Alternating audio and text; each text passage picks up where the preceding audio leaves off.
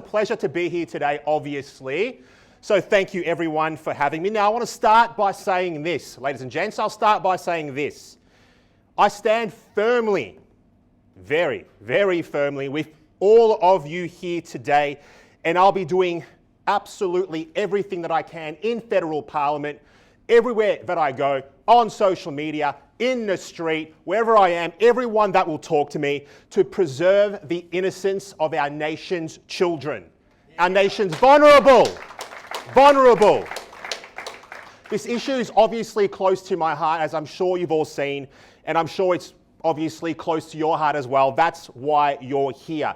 Now, I believe in the fundamental right of a parent to raise their children free from this, free from the indoctrination and the influence of the state and woke extremism. I believe in just allowing children just to be children. That's it. Allow them to be children.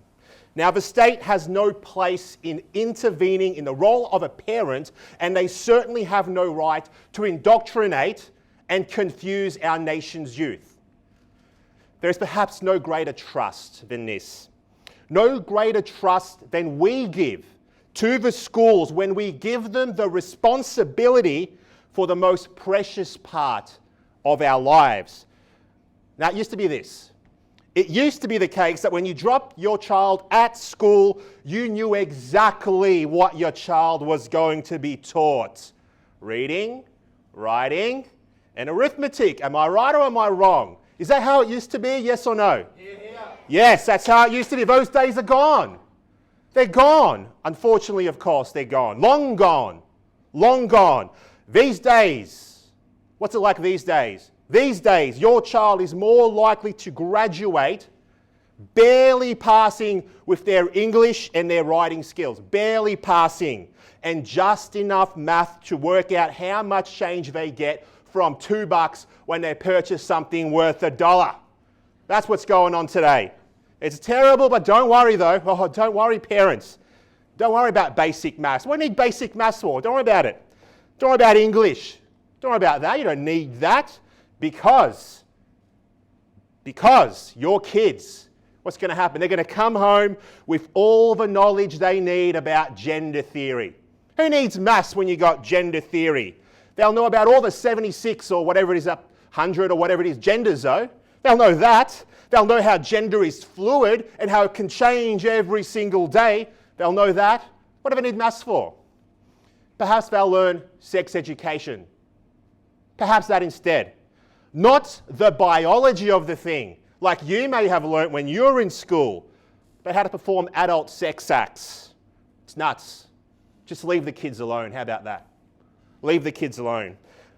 Thank you, sir. We got one concerned parent. Thank you, sir. Now look, the transformation of public schools into progressive indoctrination centres is now far more advanced than I even could have ever imagined. Nothing surprises me anymore. Nothing surprises me. Like you, just like you, I'm horrified. I'm horrified that publicly funded schools would hold drag shows for kids. Drag shows for kids, and I'm outraged that they do it without parental permission. Now, it's ironic. Schools are desperate to teach children about consent while they deliberately ignore parental consent. They ignore it. Education is supposed to be a partnership between home and school. And may I say this, in that relationship between home and school, the school is secondary to the home. So the home comes first. Too often, there's not only a lack of transparency about what children are being exposed to when they go to school, there is in fact deliberate secrecy. Now, any attempt to cut a parent out of their own children's education is obviously wrong.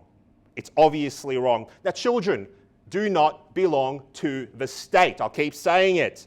Children are the responsibility of their parents, and a school that violates that sacred responsibility has, in my view, committed a very grave sin. A grave sin, that's what they've done. Now you think you've got it bad here in Queensland. Let me tell you about Victoria. In Victoria, we even have teachers being directed to keep a child's gender transition secret from their parents. Right now in Victoria. It's madness. Now here at your school, you've had a biological man dressed as a caricature of a highly sexualised woman performing for your kids without your knowledge, let alone your consent. It's wrong, and that is obvious. It's obviously wrong. Why do children need to see drag queens? Why? More importantly, ask yourself this next question. Why are these men, dressed in ladyface, so keen to have an audience with impressionable children? That's a better question. Why can't they go and perform at the local TAB? How about the old folks' home? How about that? Why children? Why children? It's a good question, isn't it? It's a good question. Now, whether you think that drag queens are appropriate for kids or not, it is most definitely not appropriate to keep parents in the dark about such contentious issues. Parents have a right to know what their children are being taught, but more than that, it just makes sense that parents should always be brought into the decision-making process. Always. Now, schools, they should actively seek ways of involving parents in curriculum decisions. They should take the initiative to seek parental input and hear parental concerns. Am I crazy or what? It's common sense, right? It's common sense. That sort of approach, it not only creates trust, obviously, but it creates a better learning environment. That's what it does, where the needs and the perspectives of all the stakeholders can be considered, because transparency, it builds trust. That's what it does. Speaking of stakeholders, the stakeholders, when it comes to children's education, the parents are obviously the key stakeholder. That goes without saying. They are the most important people in that equation. And any school at all that treats them as less than that is doing a disservice not only to the student, but to the parent and also to the community as well. Now, parents, obviously, I'll always stand with you in this fight against this woke agenda, this Marxist agenda.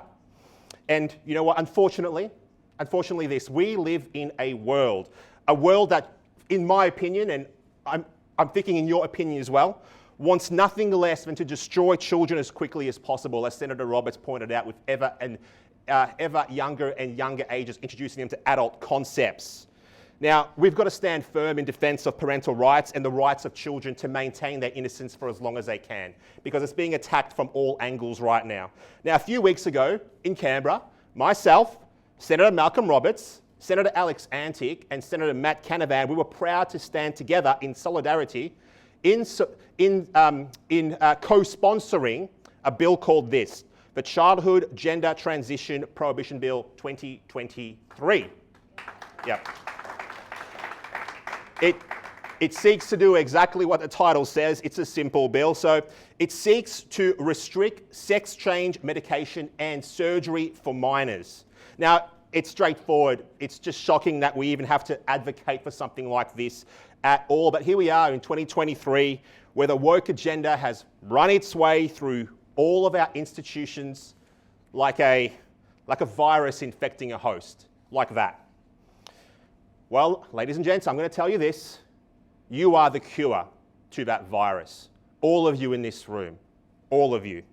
No longer will we stand by while those who seek to destroy Western society are left to spread their sickness onto the world. Now, a child under 18 can't get a tattoo, can they? No, they can't. They can't drive a car. They can't order a beer at the pub. Can they? Can they in Queensland or not? Can they order a beer? No, they can't order a beer at the pub. They can't. Can they buy a packet of cigarettes? No, they can't buy a packet of cigarettes. And yet here we are Here we are. They are telling us that this child is allowed to undergo radical medical treatment that can result in sterilization and permanent dysfunction, not to mention bodily disfigurement. Now you have to ask, why is it that there are those in society who are so careful about our young people when it comes to buying a beer, but yet so cavalier when it comes to cutting off their body parts? Yeah? 1 minute they're saying this. Oh, you can't let that girl get a butterfly tattoo on her wrist. She might grow up one day and she might regret it. Okay, fair enough. But then in the next breath, they say, oh, she wants to remove her perfectly healthy breast to look more like a boy? No problem. How soon can we get this kid under the knife? It's not right. It's not right. Now, no normal, sane, rational person thinks this is normal or sane or rational. No one. Now, the number of children being treated in gender clinics has exploded over the past decade. Likewise, the number of children being prescribed puberty blockers has risen sharply. Sharply. Now, this should concern us all. It should not excite us like it does to some in our community. This should give us reason to pause. We wouldn't give a child a cigarette. You wouldn't do that. So why would you give a child a double mastectomy and remove her perfectly healthy breasts? It's madness. It's madness. If an adult, a grown man or a grown woman wants to change their outwardly appearance and pretend that they're the opposite sex, fine. Fine. Each to their own. When you reach adulthood, you can do whatever the heck you want. But once again, leave the kids alone. Are you with me? Yes. Yes. Now, politically, this fight will continue. We have a shared responsibility to protect children, all of us here. We do. It's a community responsibility. Now, we must stand firm and protect those who cannot protect themselves from these woke activists. We must protect them from an ever-expanding ideology that has zero basis in biology, in science, or in medicine. This is a woke mind virus. That's what it is, a woke mind virus. And once again, we are the cure. We are the cure. Thank you. Thank you. Now, thank you for hosting me tonight. I appreciate it. I'm always happy to speak. If anyone's watching this broadcast and wants me to speak, I'll go wherever. You just give me the call, I'll show up. Now, keep up the fight. Keep it up. Let's protect our nation's most vulnerable and preserve the inalienable rights of parents to raise their children without the meddling of the state. Now, remember this and hear me well. Hear me well once you leave this place tonight. The issues that we are experiencing were created by men and women. And as such, by men and women.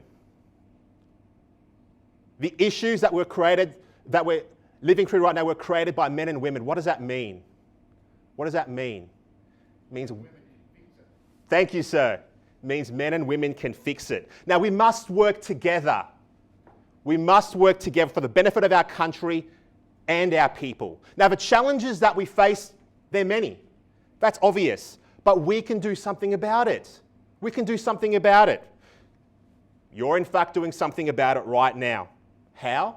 How? By taking a greater interest in the political process. By ensuring that people like me were elected to Parliament to represent you. You are doing something about it every time you volunteer your time to keep Australia sane. But remember this, alone we're weak. We are. Alone we're weak. But together, ladies and gents, together we can make a difference. Together we can make a better tomorrow. Together we can stand up. Together we can create change. And yes, together we can protect and defend our nation's children. Thank you, ladies and gentlemen. God bless you. God bless our nation. Thank you.